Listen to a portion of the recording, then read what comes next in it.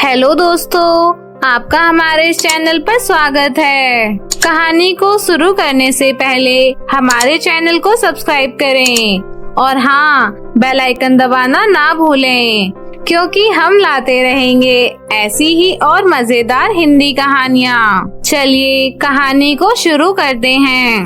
बहुत समय पहले की बात है। डेरापुर गांव में शैली अपनी माँ नीलम के साथ रहती थी। नीलम अपनी बेटी को जान से भी ज्यादा प्यार किया करती थी और उसे दुनिया का हर सुख दिया करती थी।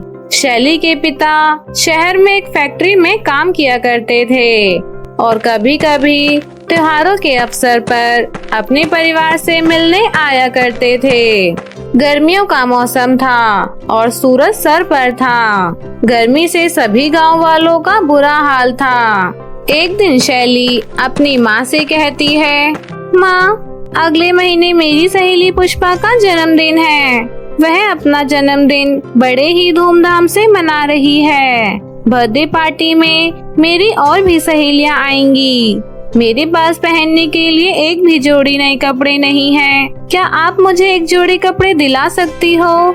क्यों नहीं मेरी प्यारी बेटी, अभी मेरे पास कुछ रुपए कम है। मैं तुझे अगले हफ्ते तक एक नया ड्रेस दिला दूंगी। अपनी माँ का यह व्यवहार देखकर शैली बहुत खुश हो जाती है। शैली की माँ गांव के अमीर लोगों के घरों में झाड़ू पोछा का काम किया करती थी। वही शैली पढ़ने में बहुत होशियार लड़की थी। वह घर पर ही रहकर पूरा दिन पढ़ाई में मन लगाया करती थी।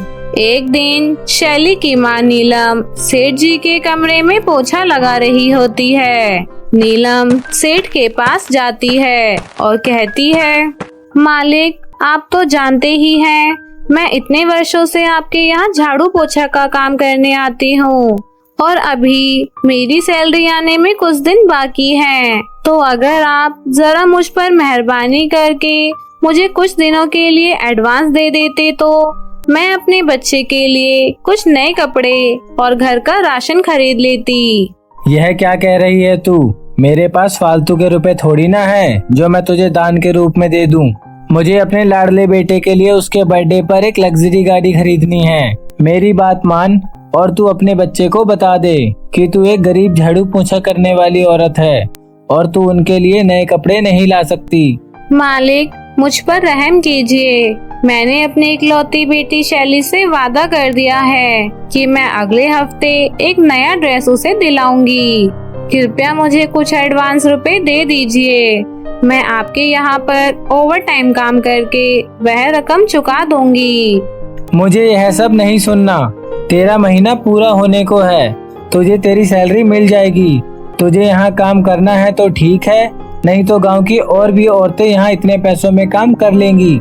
नीलम सेठ के विचार से निराश होकर उदास मन से अपने काम में लग जाती है।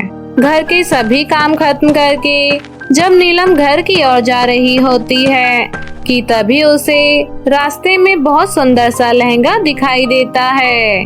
लहंगा देखते ही नीलम का दिल उस लहंगे पर आ जाता है और वह सुंदर सा लहंगा अपनी बेटी को गिफ्ट करने की सोचती है। नीलम अपने कमरे में बैठे बैठे उस सुंदर से लहंगे के बारे में सोच रही होती है, परंतु उसे कोई उपाय नहीं मिलता। तभी वह पार्ट टाइम काम ढूंढने गांव में निकल जाती है।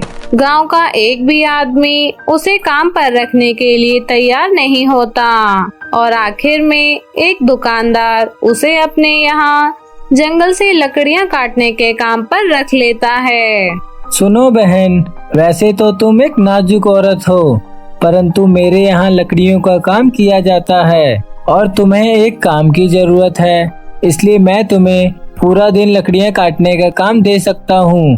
तुम पूरा दिन में जितनी लकड़ियाँ काट दिया करोगी उसके बदले मैं तुम्हें पैसे दे दिया करूँगा। परंतु भाई साहब, एक समस्या है। मैं दिन भर लोगों के घरों में झाड़ू पोछा का काम करती हूँ। मेरे पास केवल रात का ही समय खाली रहता है। मैं अपनी बेटी को खाना खिलाकर रात को ही लकड़ियाँ काटने जंगल के लिए निकल जाया करूँगी और सुबह आपको सभी लकड़ियाँ देने आ जाया करूँगी। ठीक है, मुझे अपनी लकड़ियों से मतलब है, परंतु फिर भी एक इंसान होने के नाते मैं तुम्हें सलाह दूंगा कि तुम इतनी गर्मी में दिन भर काम करने के बाद रात को थक हार कर लकड़ियाँ काटने जाओगी। इससे तुम्हारी सेहत पर फर्क पड़ सकता है। आप चिंता ना करें, मैं अपनी तबीयत का पूरा ध्यान रखूंगी। इतना कहकर नीलम वहाँ से घर की ओर निकल जाती है। घर पहुँचकर नीलम शैली को गर्मा गर्म खाना बनाकर खिलाती है और उसे लोरी भी सुनाती है। शैली के सोते ही नीलम अपने काम पर निकल जाती है। नीलम रात भर उस घने जंगल से लकड़ियाँ काटती है और सुबह होते ही दुकानदार के पास जमा करा देती है। इसी तरह लकड़ियाँ काटते काटते नीलम कुछ रुपए जमा कर लेती है और संडे का दिन आते ही वह अपनी बेटी के लिए सुंदर सा लहंगा लेने पहुंच जाती है। नीलम अपनी लाडली बेटी के लिए अपने दिन रात की पूरी कमाई देकर वह लहंगा खरीद लेती है। नीलम बड़े खुशमन से वह लहंगा लेकर अपने घर की ओर जा रही होती है कि तभी एक बड़ा ट्रक आकर उसे जोरदार टक्कर मार देता है और नीलम की मौके पर ही मृत्यु हो जाती है। इतना बड़ा एक्सीडेंट देखकर वहाँ पर लोगों की भीड़ इकट्ठी हो जाती है और उसी भीड़ में एक शख्स जो नीलम का पड़ोसी होता है वह यह सारी बात जाकर शैली को बताता है। शैली अपनी माँ की मृत्यु की खबर सुनकर बहुत दुखी होती है और अपनी माँ के पास पहुँच जाती है। माँ, यह सब कैसे हो गया? एक ही पल में आप मुझे छोड़कर कहाँ चली गई? और यह देखो, आप तो मेरे लिए यह सुंदर सा ड्रेस भी लेकर आई थी और मुझे बिना दिए ही आप यह दुनिया छोड़कर कैसे चली गई? माँ, आपके बिना मैं नहीं रह पाऊंगी। कृपया अपनी आंखें खोलो माँ, पिताजी भी शहर से आते ही होंगे। और इस तरह शैली अपनी माँ का शव एम्बुलेंस की मदद से अपने घर पर रख लेती है और अपने पिताजी के आने का इंतजार करती है। थोड़ी देर बाद जब शैली के पिताजी मोहन घर आते हैं तो वह नीलम के शव को देखते ही जोर जोर से रोने लगते हैं। हाय मेरे भगवान, यह सब कैसे हुआ? मेरी प्यारी बच्ची शैली, नीलम हमें छोड़कर कहाँ चली गई? और तभी शैली सारी बातें अपने पिताजी को बताती है। यह सब सुनकर मोहन बहुत दुखी होता है और नीलम की आत्मा की शांति के लिए उसका अंतिम संस्कार कर देते हैं। शैली अभी बहुत छोटी थी। उसके पिताजी को काम के सिलसिले में शहर आना जाना लगा रहता था, जिस कारण उन्हें शैली की परवरिश में बहुत दिक्कतें आ रही थी।